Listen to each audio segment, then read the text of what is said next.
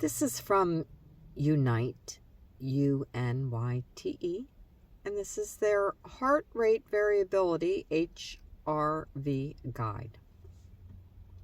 This is in UNYTE.com. HRV, the vagal break and vagal tone. Heart rate variability, HRV, is the change in time between consecutive heartbeats. It serves as an index of autonomic regulation and is reflected in cognitive, behavioral, emotional, and physical performance. The heart has inputs from both sympathetic and parasympathetic nervous system branches that play a role in its ability to respond appropriately to external and internal stimuli. The vagus nerve is the primary nerve representing parasympathetic input to the heart, acting largely as a braking system to keep the heart from running away. Due to the input from the sympathetic branch, alongside other factors that influence heart rate, including the intrinsic rate of the heart, usually related to body size.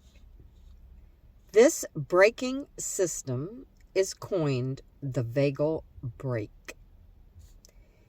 In a well-regulated nervous system, the vagal brake is well-attuned and responsive, indicating high vagal tone. Porges, 1995. Consider driving a car on a road through the mountains, where the car's speed represents heart rate, and the ability to flexibly adapt speed is represented by HRV.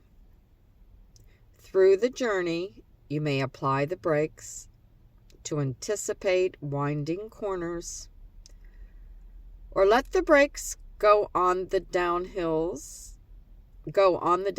to allow gravity to speed you up in anticipation of another inevitable climb. A car with good HRV and a strong vagal tone, these changes would happen at the right time and frequency to allow for a smooth ride,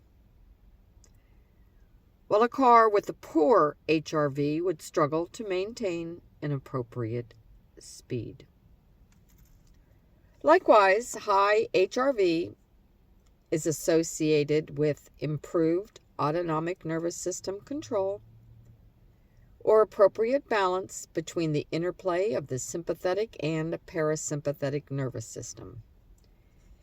Increased HRV is associated with improved overall health, behavioral adaptation, and cognitive flexibility, whereas lower HRV scores are indicative of a reduced resilience to stress and challenges.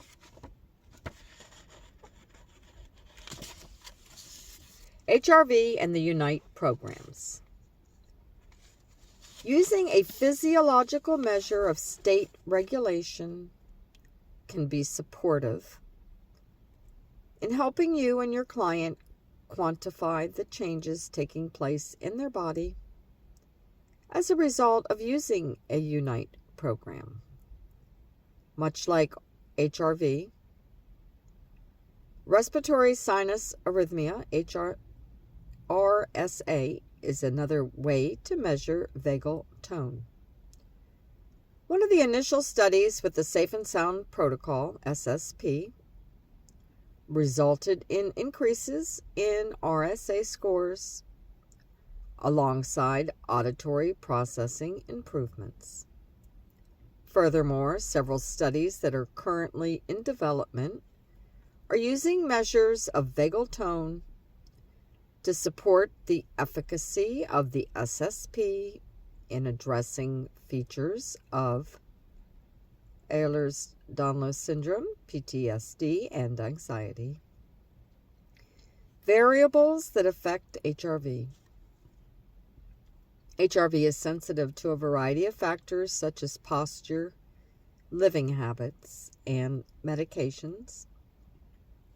For that reason, we've created this guide to assist UNYTE providers and researchers in obtaining reliable HRV measurements to support their work with physiological measure of autonomic regulation. For more comprehensive guidelines, please review the publications.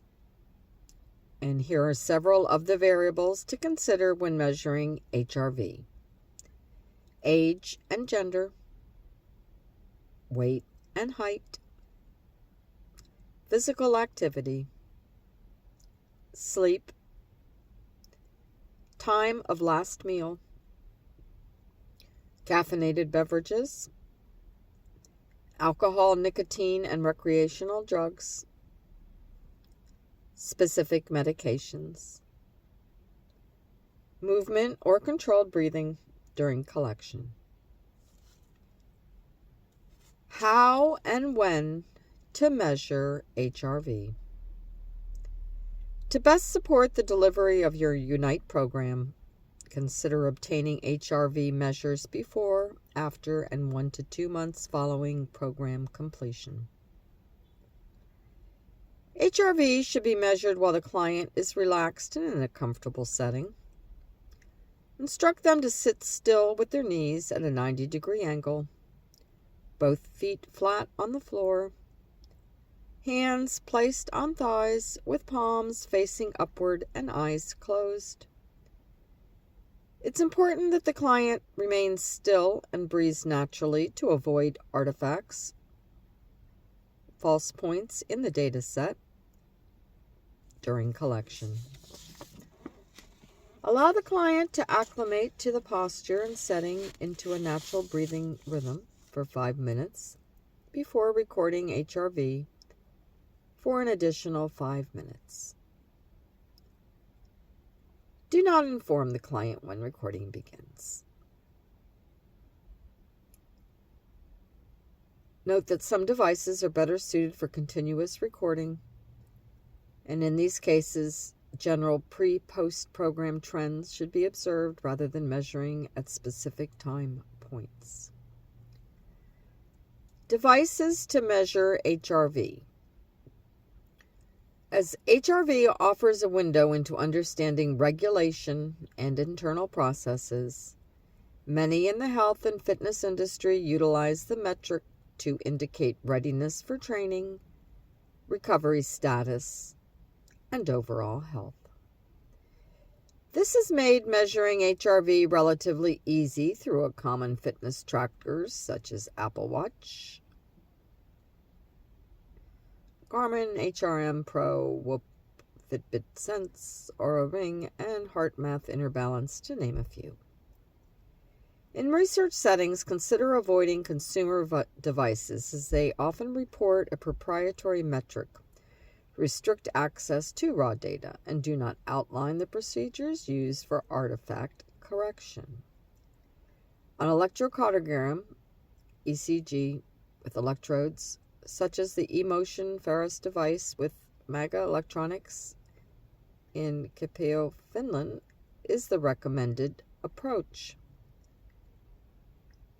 Alternately, as a more cost-effective and minimally invasive option, the Polar H10 chest strap has demonstrated dependability as a viable substitute for conventional ECGs. Interpretation of HRV readings.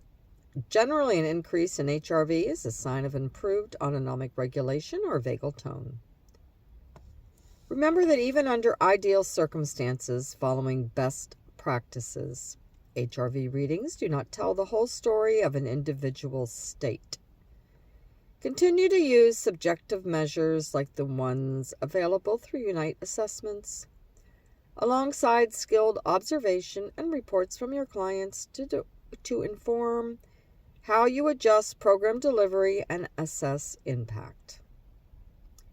Consider integrating physiological measures like HRV to better understand your client's state and ultimately how state drives story. Disclaimer. These statements have not been evaluated by the FDA. The UNYTE products and services are not intended to diagnose, treat, cure, or prevent any disease.